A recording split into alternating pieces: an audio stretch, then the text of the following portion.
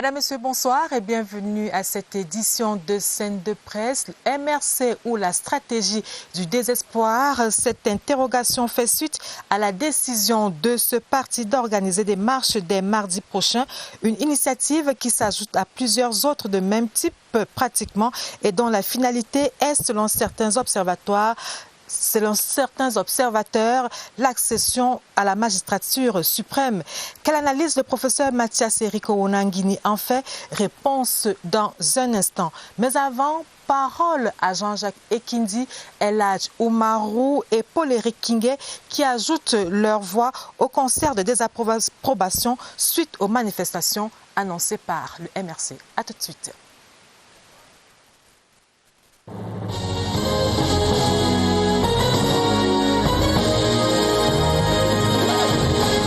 C'est tout simplement une manipulation qui n'est pas son nom. Nous sommes contre ces appels insurrectionnels. Nous disons que nous condamnons systématiquement cette manière de faire. Nous savons tous que nous sommes des Camerounais et à ce titre-là, nous avons eu droit à plusieurs élections qui sont déroulées de la manière la plus démocratique au monde. Ça me fait rire que quelqu'un qui n'a pas été à une élection municipale décide de boycotter une élection régionale. Ça n'a pas de sens. Parce que pour aller à une élection régionale, il faut avoir été à l'élection municipale. Vous ne pouvez pas oser vous exprimer sur les régionales. Parce que pas d'intérêt, pas d'action. Le MRC dit qu'il va faire...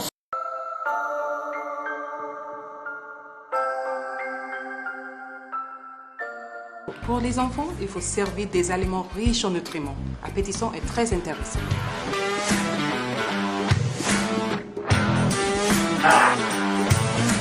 Papa, tu as mis trop d'huile. Ton père vient de faire une crise cardiaque. Quoi? Non. Tu dois goûter le poulet et le gari ensemble. Laisse, je vais nous préparer le petit déjeuner. Non, ne t'en fais pas, je m'en occupe. Prépare-toi pour l'épreuve. Tu organises une fête? Je te comprends parfaitement, mais ce sera... Peut-être embarquer certains Camerounais qui ne maîtrisent pas certains rouages peut marcher. Mais de grâce, nous disons que ce n'est pas possible. C'est bien. Léo Abesport, en connaissance de cause, il allait signer avec moi. Et pourquoi il ne signerait plus? Tous ces mots qui peuvent mettre à mal notre pays. Mais sauf que quand ces choses commencent, on ne sait jamais quand elles finissent.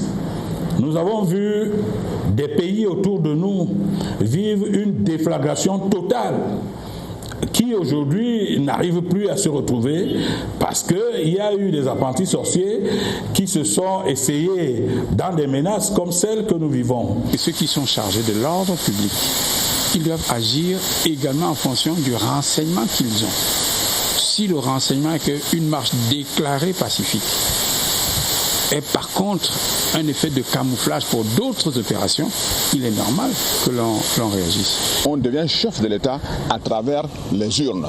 Le président de la République, son Excellence, M. Paul Biya, est passé haut la main, tout le monde l'a vu. Nous, l'ensemble des élus du Cameroun, nous sommes passés haut la main, tout le monde nous a vu à l'œuvre. Le président de la République est le représentant d'un État. Et un État, c'est des millions de Camerounais. Alors qu'un individu déclare qu'il va le faire partie, qu'il démontre qu'il peut le faire. Là, on ne voit rien du tout. Vous voulez qu'on s'en préoccupe? Que chacun vaque à ses occupations et que la police fasse son travail. Nous allons faire front commun, nous allons lui barrer la voie par tous les moyens légaux.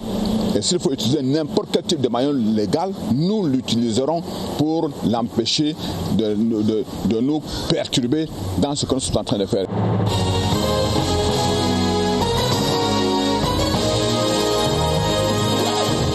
Merci, voilà le décor est donc planté le MRC ou la stratégie du désespoir. Pour en parler sur ce plateau avec moi, le professeur Mathias Eric Owonangini, sociopolitiste. Bonsoir professeur et bienvenue sur le plateau. Bonsoir madame et bonsoir aux téléspectateurs. C'est un plaisir de vous avoir à nouveau sur ce plateau de Scène de presse. C'est plus qu'un plaisir, c'est un honneur. Et à ma gauche, Cyril Kingembépé, journaliste à la rédaction centrale TV de la CRTV. Bonsoir Cyril. Bonsoir Lucrèce, bonsoir professeur et bonsoir aux téléspectateurs. C'est un plaisir de partager ce plateau avec vous. Alors professeur, vous avez toujours qualifié le MRC de parti fasciste. Pourquoi?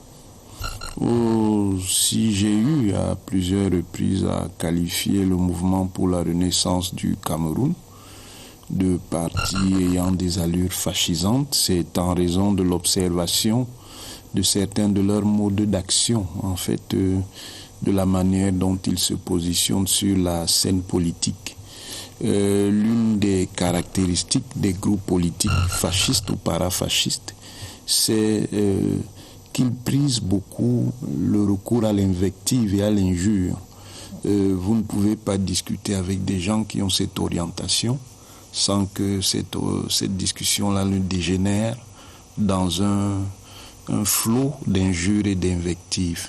Ensuite, une aile particulière de cette formation, aussi bien présente chez ses sympathisants que chez des membres déclarés de cette organisation, développe une idéologie qui est particulièrement nauséabonde en termes de suprématie de certaines communautés sur d'autres, ce qui est à l'encontre d'une éthique de la coexistence et de l'intégration républicaine. On ne peut pas fonder de vivre ensemble dans une telle situation où certains, qui qu'ils soient d'ailleurs, considèrent que leur communauté est supérieure aux autres communautés qui constituent le socle anthropologique et sociologique de notre pays. Et cette posture, malheureusement, semble avoir été inconsciemment relayée par le leader de cette formation. Vous savez, la posture qu'il a eu à prendre lors du contentieux de l'élection présidentielle devant le Conseil constitutionnel, où au lieu de présenter les arguments qui semblaient justifier sa requête, il s'est plutôt lancé dans des controverses aux accents identitaires. Je préférerais ne pas revenir sur les termes exacts qu'il a eu à utiliser. Alors, professeur, vous parlez tantôt de ces activités du MRC depuis 2018 et celle qui est annoncée pour le 22 septembre prochain. Le MRC qui entend protester à sa manière contre la convocation des collèges électoraux pour l'élection des conseillers régionaux le 6 décembre prochain. Alors, je voudrais qu'on s'arrête un moment sur ces activités du MRC, tout au moins depuis 2018. Le président de ce parti a été candidat à l'élection présidentielle. Il s'est autoproclamé élu. Il a introduit des recours auprès du Conseil constitutionnel, vous en avez parlé il y a quelques instants, à l'Union africaine. Il a organisé des marches pour revendiquer ce qu'il considérait comme étant sa victoire. Il a boycotté de doubles scrutins municipal et législatifs. Est-ce qu'on peut considérer que toutes ces actions sont des échecs? Si on juge au résultat, ces actions-là n'ont pas été véritablement concluantes en termes d'inversion du rapport de force. Ce que cette formation a toujours recherché en réalité est de l'ordre de la subversion. Il s'agissait clairement de renverser les institutions. Et cela commence bien avant l'élection présidentielle du 7 octobre 2018. Il n'y a qu'à suivre ceux qui sont coutumiers des réseaux sociaux, savent bel et bien quel est le lexique politique utilisé par les partisans et les sympathisants de cette formation. Et quand je dis les partisans et les sympathisants, je vise des personnes qui sont concrètement encartées au MRC et dont on connaît les opinions qu'elles ont pu exprimer sur ces réseaux sociaux, parce que les réseaux sociaux étaient un élément important de la communication, ou pour ne pas dire de la propagande politique de cette formation. Avant même l'élection présidentielle, un certain nombre de personnalités autour du professeur Maurice Kamto, qui est le leader de cette formation politique, avaient clairement indiqué qu'ils étaient dans une logique où ils contesteraient l'élection présidentielle, parce que pour eux, d'emblée, ils avaient gagné l'élection présidentielle, ce qui est évidemment une démarche qui n'est pas saine et qui n'est pas loyale. On ne peut pas prétendre avoir gagné une partie avant de l'avoir disputée. Mais eux, avant, c'était déjà gagné. Et ils disaient clairement que si cette option-là n'était pas reconnue, évidemment, ils contesteraient par tous les moyens le résultat qui serait donné. Bien entendu, ceci a été confirmé. Et moi, j'ai dit 4 jours avant l'élection que le jour suivant, c'est-à-dire le lundi 8 octobre, le leader du MRC allait s'autoproclamer, ce qui est effectivement arrivé, parce que je les connais comme ma poche. Donc je sais un peu quels sont leurs registres d'action. Est-ce que ce n'est pas plutôt un discours nouveau? Non, un parti peut dire ce qu'il veut, mais aussi bien l'analyste politique que le politologue proprement dit apprécie la situation à partir d'un certain nombre de faits. Si vous suivez les réseaux sociaux, et moi je les ai suivis particulièrement depuis 2014, vous savez à peu près quel est le discours qui est tenu. Quand de manière récurrente, vous avez des prises de position où on attaque certaines communautés, on indique comment ces communautés ont tous les défauts possibles. Et puis évidemment, de manière inverse, on célèbre certaines communautés, encore qu'en soi, célébrer une communauté ne poserait pas de problème si on n'attaquait pas les autres.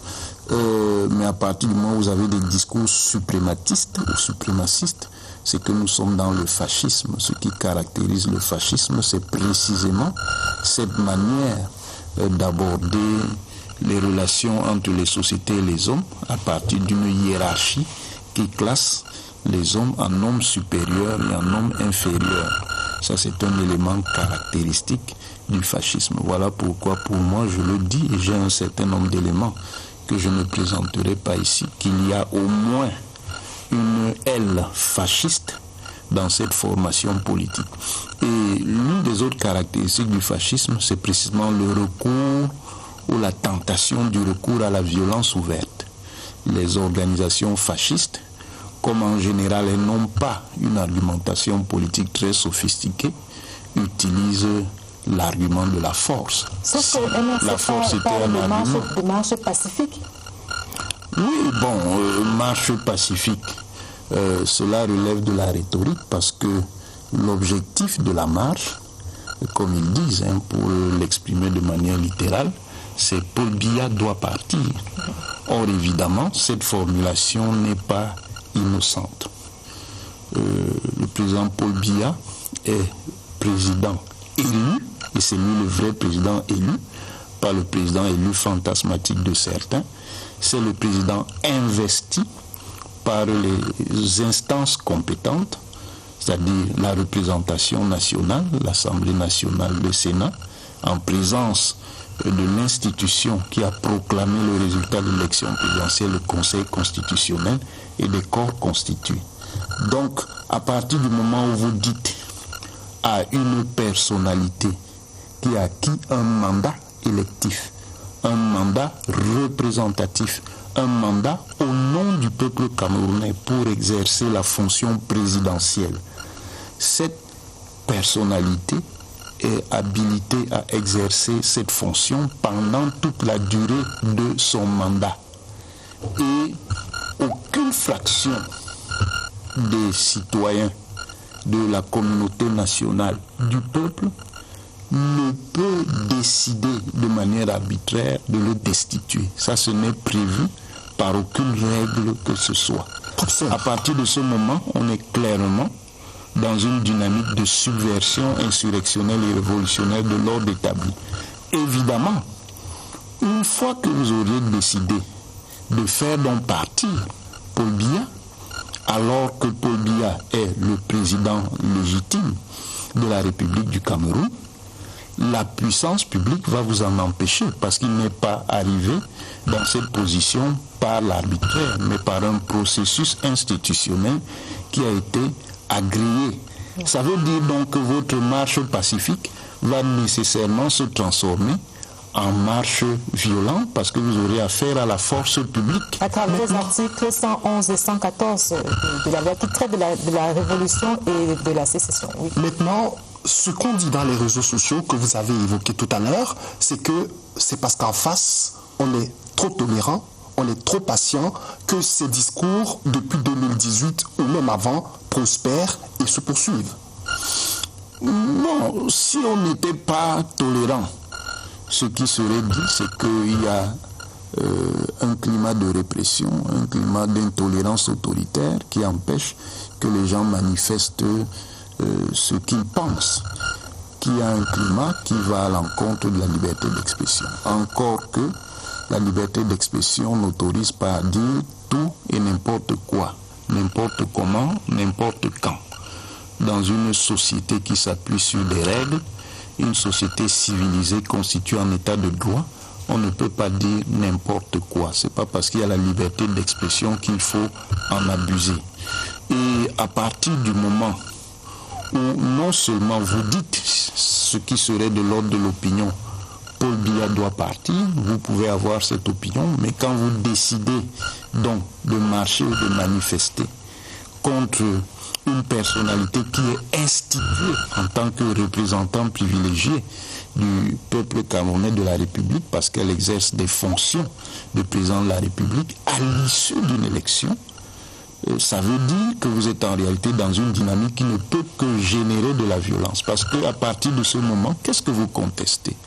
Vous contestez d'abord ce qu'on appelle le monopole de la domination d'un État. Tout État, quelle que soit son organisation, est un monopole de domination. Ça veut dire qu'il exerce son autorité, sa puissance sur un territoire et sur une population.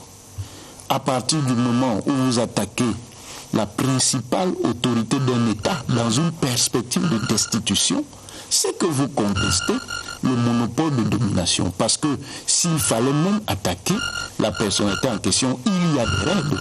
Où est-il prévu qu'on fasse partir le président de la République du Cameroun par des manifestations? Alors, professeur, je voudrais qu'on s'arrête un moment sur les récriminations du MRC qui pourraient fonder les marches qui sont annoncées. Le MRC souhaite, par exemple, au préalable, la pacification des régions du Nord-Ouest et du Sud-Est, la révision du code électoral. Au moment où le président du MRC, le professeur Maurice Kamto, s'est présenté comme candidat à l'élection présidentielle, le conflit malheureux qui existe dans les régions du Nord-Ouest et du Sud-Ouest était déjà là. Il s'est quand même présenté à l'élection présidentielle.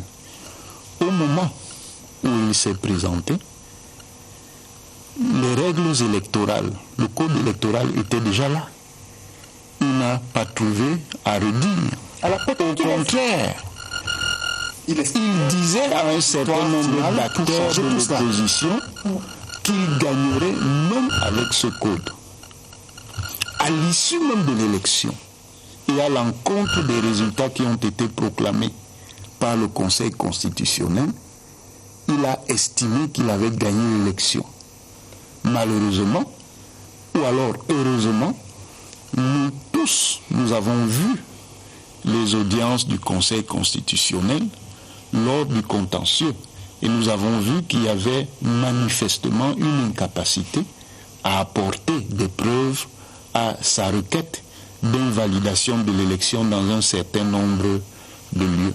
Alors, professeur, peut-être que c'est après avoir fait toutes ces étapes-là, après avoir été candidat à l'élection présidentielle dans le contexte qui était celui-là et qui est toujours d'actualité, le contexte de la crise socio-politique dans le Nord-Ouest et le Sud-Ouest, après avoir éprouvé le code électoral avec ses insuffisances qui sont relevées par tout le monde, peut-être s'est-il dit que la seule voie qui lui reste, c'est la rue. Vous avez parlé de subversion tout à l'heure. Sauf qu'il y a différentes manières de se déployer dans la rue.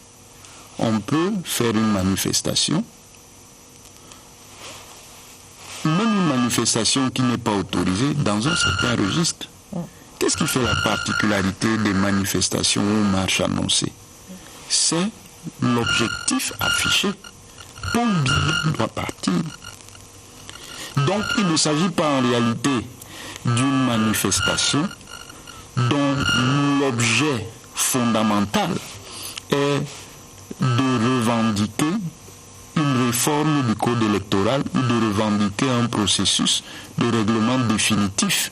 Ça, ce sont des prétextes formels. Et les Camerounais doivent être très attentifs. Vous vous rappelez au moment où la crise se cristallise dans le nord-ouest et le sud-ouest, nous faisions partie de ceux qui disaient que on est sur le chemin de la violence et de la guerre. Et en réalité, c'est le même mécanisme qu'on veut reprendre et qui a un certain nombre d'étapes. En réalité, ceux qui entrent dans cette démarche ont déjà suffisamment de raisons de déclencher une crise. Ils se servent simplement de certains prétextes. Alors vous pensez que c'est une stratégie bien pensée, c'est une stratégie bien pensée. Il est évident, avec la dynamique de cette formation politique, qu'elle est largement en dehors du jeu politique. On n'a pas besoin d'être sociologue ni sociologue pour le comprendre. Et à partir du moment où le MRC n'est pas allé à des élections qui sont déterminantes dans une démocratie représentative, comme les élections municipales et les élections législatives, il s'est lui-même exclu. Il savait surtout que ces élections révéleraient que la position selon laquelle cette formation était arrivée en tête de l'élection présidentielle, que cette élection révélerait que c'était du bluff, une formation politique qui dit qu'elle a gagné l'élection présidentielle. Qui dit évidemment, ça c'est le discours habituel, que l'élection a été truquée. Quand elle a vraiment de la ressource représentative, à supposer même, parce que ce ne sont que des spéculations, à supposer qu'il y ait des mécanismes de fraude, cette formation a quand même un certain potentiel représentatif. Ça veut dire que si elle est présente dans les élections législatives ou les élections municipales, même si elle était battue, il y aurait un ancrage.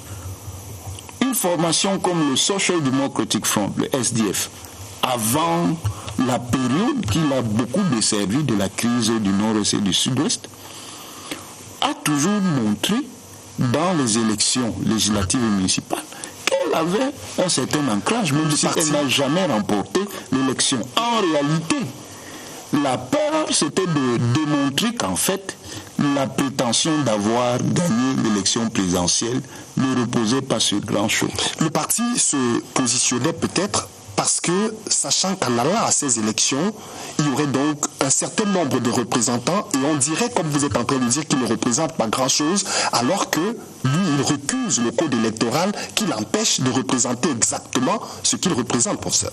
Non. Ça, encore une fois, c'est de la spéculation. La représentation n'est pas une présomption.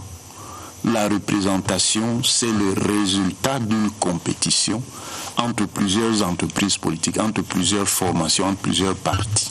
C'est à l'issue de la compétition qu'on détermine précisément la capacité représentative et la capacité compétitive de chaque formation en termes de nombre de mandats collectés à l'issue des élections et puis en termes de répartition de ces mandats sur le territoire national. C'est là où on juge l'implantation et la puissance représentative d'une formation politique. Ce n'est pas dans des présomptions. Mais le parti accuse encore en disant qu'ils ne veulent pas donner le là au parti au pouvoir. Non. Ça, c'est de l'autisme. Et c'est de la pure spéculation. C'est un jugement purement arbitraire. Où détermine-t-on la capacité d'un parti? C'est dans l'élection. Vous pouvez évidemment, en dehors de l'élection, proclamer que vous êtes le plus représentatif, le plus populaire, mais sur la base de quels critères? Qu'est-ce qui va démontrer que votre prétention est une prétention crédible? Mais ici, on parle d'éléments de preuve. Chacun est libre d'avoir les opinions et les représentations de la réalité qu'il veut. Mais on a besoin que ces éléments-là s'appuient sur des faits. Sinon, chacun peut se proclamer le parti le plus populaire, le leader le plus populaire. Et d'ailleurs, dans cette imposture, entretenue non seulement par cette formation, mais par un certain nombre de relais médiatiques, on présente cet acteur politique comme le leader de l'opposition. C'est une aberration. On ne peut pas dire que quelqu'un est leader de l'opposition en dehors d'éléments de preuve. Et ces éléments de preuve sont liés à la représentation. Il y a des groupuscules qui accompagnent ce parti, peut-être pas au Cameroun, en dehors du Cameroun, dans les représentations du Cameroun à l'étranger, et qui manifestent en disant « il a gagné », qui annoncent sur les réseaux sociaux qu'à partir du 22, pendant qu'eux manifesteront au Cameroun, les autres le feraient ailleurs pour montrer leur popularité. Et vous vous dites, ce n'est pas vrai, c'est de la spéculation. Non, c'est la pure spéculation. Là, nous sommes justement dans le registre de l'action phalangiste. Les phalanges sont toujours des groupuscules. C'est des minorités actives. Elles font beaucoup de bruit. Mais en termes de représentativité, elles n'ont pas une grande représentativité. Et leur force, c'est dans la subversion. Ça veut dire qu'elles ont investi... deuxième à la présidence. Oui, mais elle était deuxième avec combien de pourcentage? Elle était deuxième avec 14%. C'est pas peu. D'accord. Mais justement, quand on a ces 14%, il faut les capitaliser. Il faut les capitaliser, montrer qu'on a du poids. Et il est évident que si le MRC avait été candidat dans un certain nombre de circonscriptions, il aurait été élu. Ça, c'est clair. Mais par rapport à la propagande qu'on a développée du parti le plus populaire, le plus implanté, on aurait effectivement constaté que c'était du bluff. Alors, professeur, que reste-t-il au MRC et à son leader? Il n'est pas le parti n'est pas présent à l'Assemblée nationale. Il n'est pas le leader de l'opposition. Il n'est pas le leader de l'opposition. Il n'est pas présent dans les conseils municipaux. Que reste-t-il au MRC? Que reste-t-il à son président? Il lui reste donc à faire, si vous permettez l'expression, de la gesticulation. De la gesticulation et de la spéculation, de la surenchère. Parce que vous appelez ce qui va se passer le 22 une gesticulation. Bien sûr que c'est de la gesticulation. Ça ne veut pas dire que la gesticulation ne puisse pas produire d'effets. Attention, la gesticulation peut produire des effets nocifs. Quand je dis gesticulation, ça ne signifie pas qu'ils ne sont pas dotés d'une certaine capacité de nuisance. Encore que quelle que soit leur capacité de nuisance, des institutions existent, une force publique existe pour empêcher que ce qu'ils veulent entreprendre puisse être fait. Parce qu'en réalité, la stratégie, et je l'ai dit depuis longtemps, leur stratégie, c'est de prendre le pouvoir par la force. Ce qui est en fait d'une grande irresponsabilité pour qui observe, analyse, étudie la société camerounaise. Alors, professeur, le MRC n'est pas le seul parti au Cameroun à ne pas siéger à l'Assemblée, à ne pas avoir de conseils municipaux. Mais il semble toujours, ce parti parvient toujours à cristalliser. Oui, mais c'est une stratégie. Conscient de leur... Cette stratégie trouve un écho favorable auprès d'eux. Oui, bon, je veux bien qu'elle trouve un écho favorable. Mais il y a des institutions. Il y a un cadre institutionnel du processus politique. Les institutions ne sont pas dans la rue. Les institutions fonctionnent sur la base de règles qui organisent le jeu politique. C'est là où on doit exprimer sa puissance et sa capacité politique. Ce n'est pas dans une logique de subversion des institutions.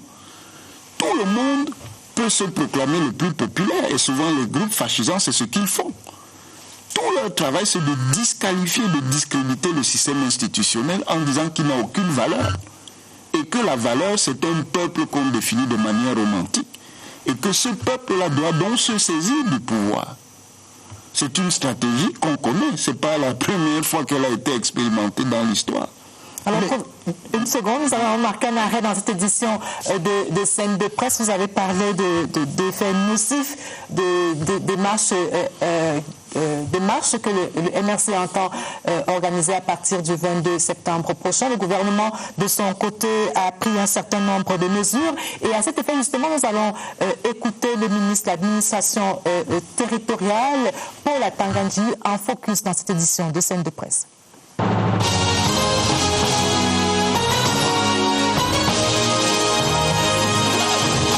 Le ministère de l'administration territoriale apportera à Elekam un encadrement sécuritaire optimal pour que l'élection des conseillers régionaux se déroule sur toute l'étendue du territoire national de manière sereine. Aucun écart de comportement ne sera toléré de quelque parti politique que ce soit et de qui que ce soit. Est puni de l'emprisonnement à vie celui qui, en temps de paix, entreprend par quelque moyen que ce soit de porter atteinte à l'intégrité du territoire. Est puni d'un emprisonnement à vie celui qui tente par la violence soit de modifier les lois constitutionnelles, soit de renverser les autorités publiques instituées par les dites lois ou de les mettre dans l'impossibilité d'exercer leur pouvoir. J'ai saisi donc cette occasion pour lancer une sévère mise en garde aux politiciens sans scrupules en quête d'une hypothétique notoriété contre tout agenda visant à perturber la tranquillité des Camerounais avant, pendant et après l'élection des conseillers régionaux. Tous les fauteurs de troubles, quels qu'ils soient, répondront de leurs actes devant les instances judiciaires. En tout cas, les récalcitrants auront été suffisamment prévenus.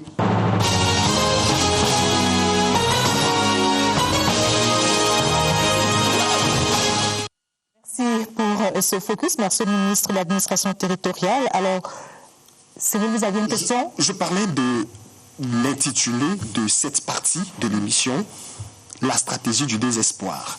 On a une élection qui a une durée bien connue, c'est-à-dire ceux qui sont en fonction, dans 5 ans ce sera terminé. Pourquoi on a l'impression qu'il faut tout faire maintenant? Qu'est-ce qui peut justifier, selon le sociopolitiste que vous êtes, le mouvement excessif et permanent du MRC, alors que dans 5 ans, dans 4 ans, il y aura d'autres scrutins? Non, c'est pas aussi simple que cela. Les choses se sont modifiées de manière fondamentale avec le boycott annoncé par le président du MRC. Je dis annoncé parce qu'en réalité, lorsque vous voyez même les images, une bonne partie des cadres et membres de cette formation étaient surpris au moment où le président a annoncé le boycott. Ça veut dire que peut-être c'est une décision qui n'est pas le résultat d'une grande concertation, d'une large concertation au sein de cette formation. Mais ils continuent d'accompagner le parti, le président. Bon, ils accompagnent, mais on a aussi vu qu'il y a une forte contestation qui s'est développée à partir même de cette décision de boycott. Donc, à partir de ce moment, en s'excluant des élections législatives et municipales, ça a un coût. Parce que ces scrutins n'ont évidemment pas la même configuration qu'une élection présidentielle. Bien sûr, n'ont pas la même configuration qu'une élection présidentielle. Une élection présidentielle, c'est un homme qui se présente, même s'il est appuyé par un appareil politique ou par plusieurs appareils politiques coalisés. Par contre, des élections législatives ou municipales, c'est le groupe politique, le parti qui se mobilise et se déploie à travers l'espace national. Vous voulez dire qu'il y a eu des rêves? Bien entendu, beaucoup de gens ont été complètement désillusionnés par ce qui s'est passé. À partir de ce moment, il y a des règles même qui déterminent jusqu'à présent comment on va se présenter même à l'élection présidentielle de 2025. Ça veut dire donc que pour que le MRC puisse avoir un candidat, il faudrait passer par la voie d'une autre organisation politique, à condition que cette organisation politique ait même un certain nombre de représentants dans les conseils municipaux ou dans la représentation nationale.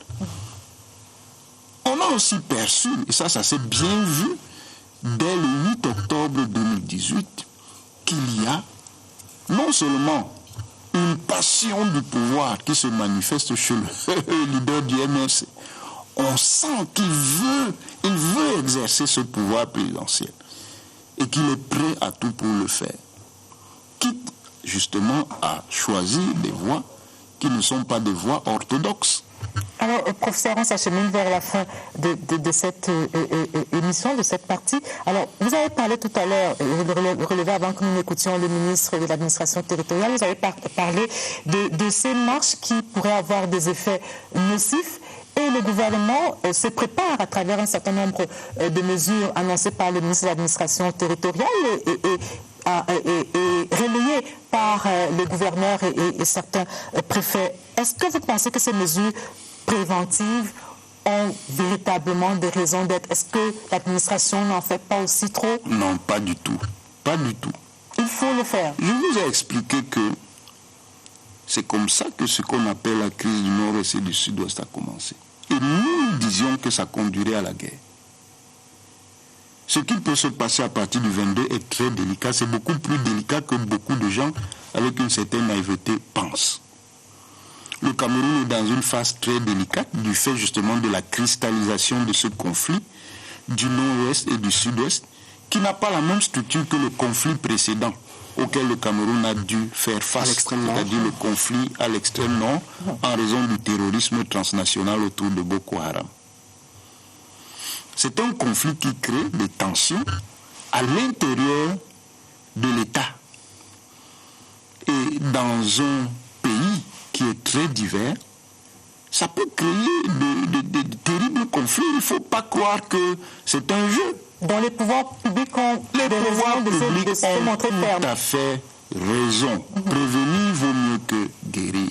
Quand on vous dit là que c'est une marche pacifique, mais son but c'est de faire partie Paul Biya, vous pensez que dans ces conditions ça va finir sans une tension, un affrontement? Ce n'est pas possible. Donc ça veut dire que ceux qui le font de manière délibérée, ils le font à dessein pour créer une crise ouverte. Et si vous le négligez, la crise sera ouverte.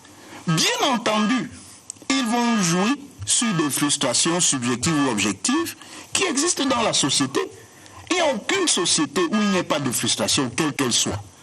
Donc, l'art de ceux qui veulent créer de l'agitation, c'est de manipuler les frustrations pour les utiliser dans le sens de leur intérêt politique, qui est de renverser les institutions. C'est à ça qu'on a affaire. Et le sociopolitiste que vous êtes, vous pensez qu'il faut réprimer? Ce n'est pas un problème de réprimer. C'est un problème de prévenir. Maintenant, si la prévention... Prévenir ou encadrer les marches? Prévenir. Éviter qu'il y ait pas de marche. Pourquoi prévenir? Il n'y a pas d'encadrement. Pourquoi? Vous ne pouvez pas demander à des institutions publiques d'encadrer des marches qui ont pour objet de mettre en question la logique institutionnelle qui commande ces institutions publiques. Mais ce n'est pas, je vous le répète, ce n'est pas une manifestation contre le code électoral ou une manifestation pour rétablir la paix dans le nord-ouest et le sud-ouest.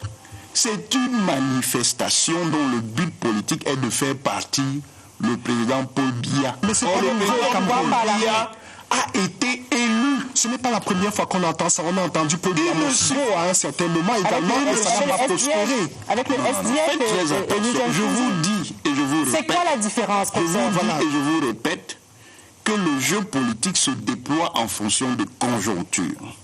Il y a ce qu'on appelle des conjonctures stables, des conjonctures normales, donc où le niveau de conflit peut être maîtrisé. Mais il y a des conjonctures intermédiaires qui font qu'on peut passer donc des conjonctures stables à des conjonctures de crise. Et nous sommes donc dans cette situation intermédiaire.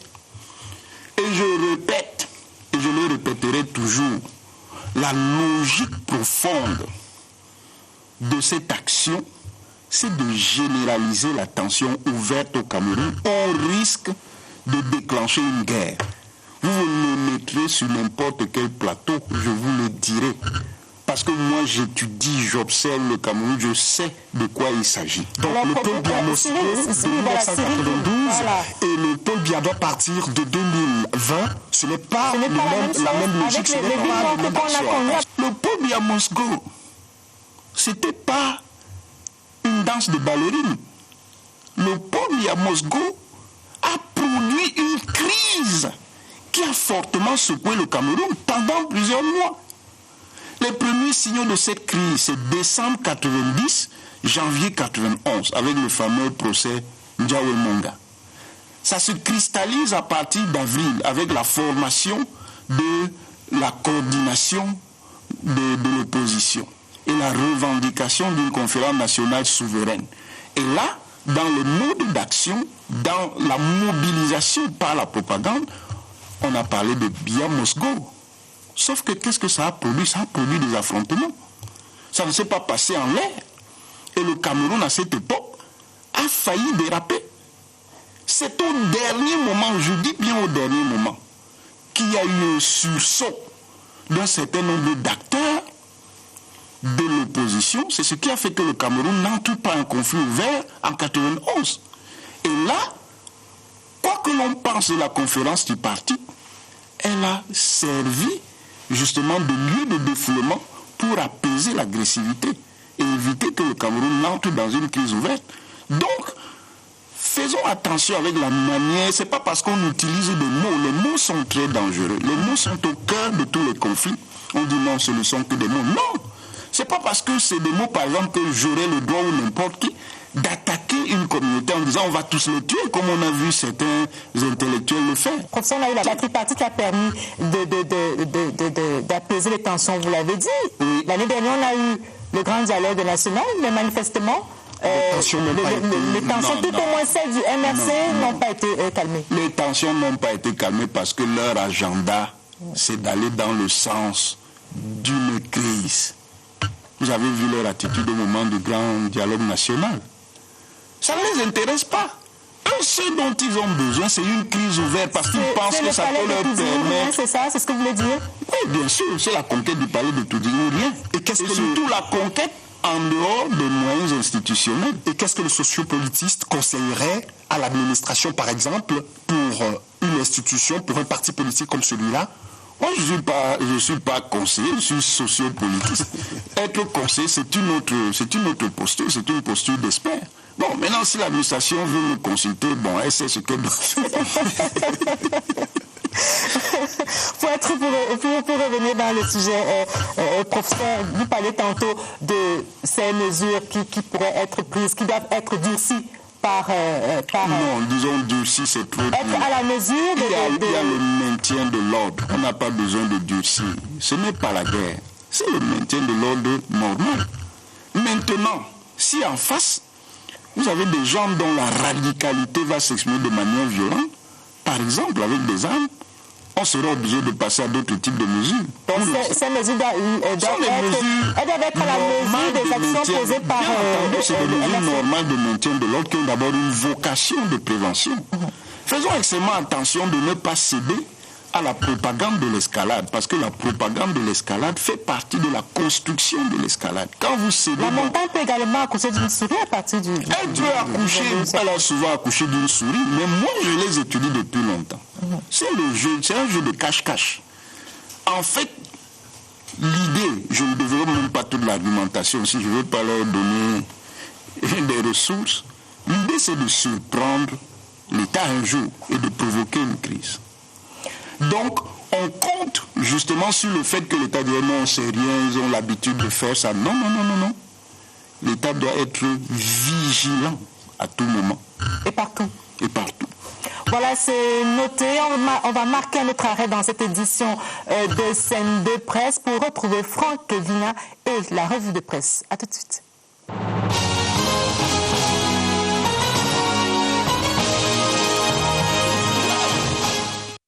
Élections régionales, gare à ceux qui veulent jouer les troubles faits. Le gouvernement met notamment en garde le leader du MRC et ses affidés. Dans un communiqué publié dans Cameroun Tribune, le ministre de la Communication, René Emmanuel Sadi, relève qu'aucune manifestation ne peut être considérée comme pacifique lorsque le but déclaré est le lancement d'un mouvement insurrectionnel. Tous ceux qui s'associent à ce projet doivent s'attendre à répondre devant la justice, rappelle le porte-parole du gouvernement. Le jour relaie la même M-Info en précisant que le gouvernement se veut ferme. Pour faire respecter la légalité républicaine, René Emmanuel Sadi a réitéré que les forces de maintien de l'ordre feront tout pour préserver la paix sociale. Des mesures anticipatives ont d'ailleurs déjà été prises selon Mutation, notamment l'interdiction des manifestations publiques non déclarées dans les régions du centre et du littoral. Entre-temps, dans les formations politiques qui souhaitent aller à la conquête des voix, l'on est à l'épreuve de la sélection des candidats, indique Cameroun Tribune. Investiture pour les uns, primaire ou appel à candidature pour les autres. Dans cette tractation, chaque parti essaye de se démarquer.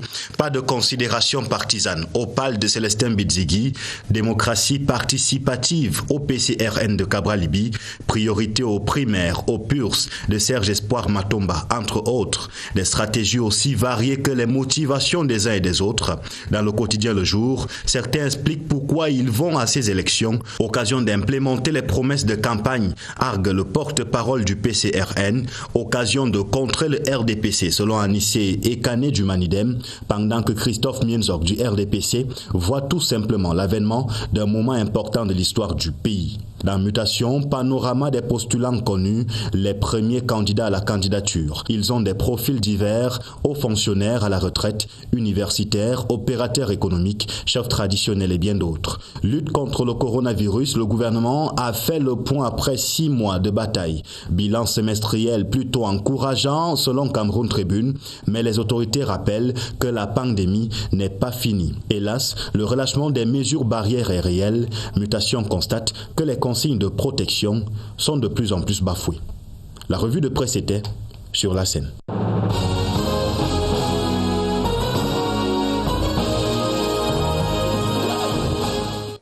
Merci Franck et Vina. À votre demande, chers téléspectateurs, nous revenons sur le premier focus de cette édition de Scène de presse. Parole à El Hadj Oumarou, Jean-Jacques Ekindi et Paul-Éric Kinguet qui condamnent les manifestations annoncées dès mardi prochain.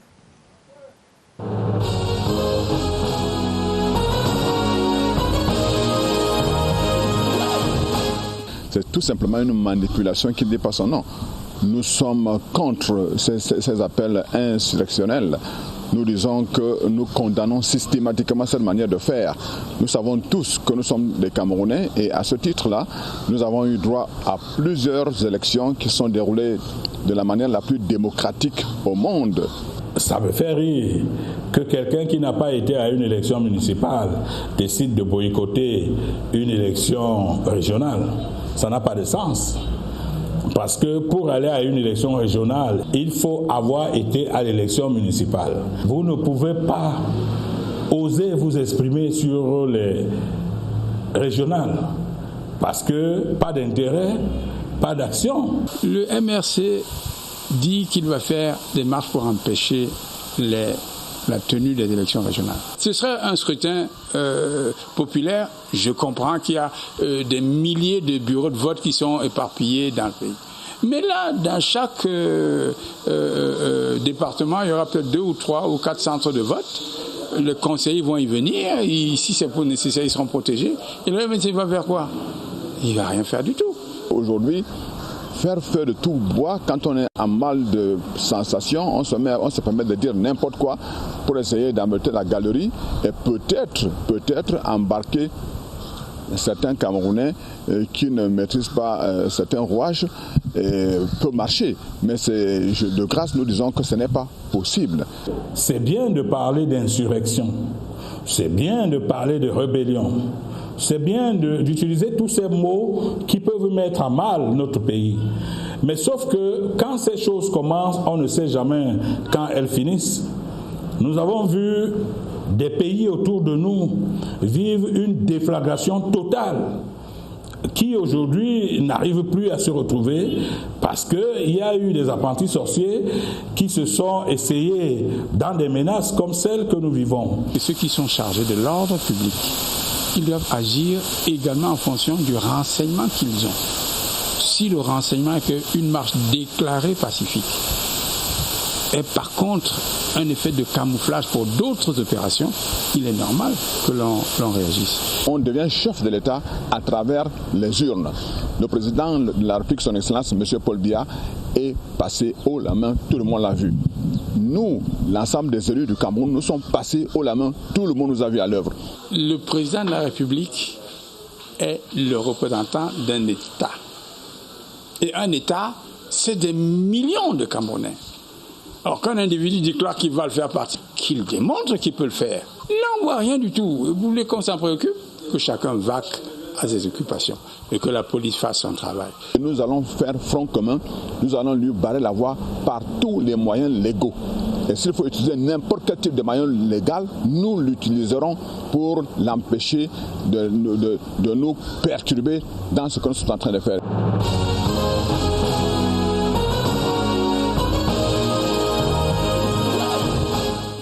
Et maintenant, retrouvons Daniel Menanga pour les unes du lundi. Bonsoir Daniel.